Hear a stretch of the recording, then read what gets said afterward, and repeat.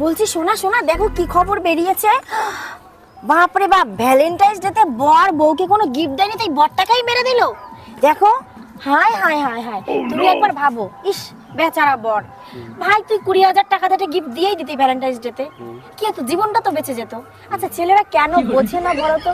সামনেই তো Valentine's day, এই তো আর কদিন পরে 14 তারিখে ভ্যালেন্টাইন্স ডে।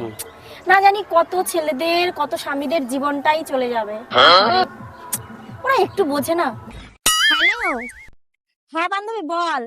কি, তোর বয়ফ্রেন্ড ভ্যালেন্টাইন্স ডে কে তোকে হীরের আংটি দিয়েছে? ও, আর আগের বার সোনার চেন দিয়েছিল? ও আচ্ছা আচ্ছা। হ্যাঁ হ্যাঁ, এই তো সামনেই সামনেই 14 তারিখে ভ্যালেন্টাইন্স ডে না? কাকিমা বলো। কি, তিয়াশার বর তিয়াশাকে ভ্যালেন্টাইন্স ডে কোনো গিফট দেয় না?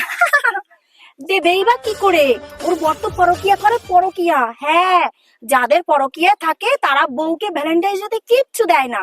আরে স্বভাব ভালো না, যারা বউকেই ভালোবাসে, বউকে নিয়েই থাকতে চায়, তারা যে করেই হোক কিডনি বেচতে হলেও বউরে ভ্যালেন্টাইন্স ডে গিফট দেয়।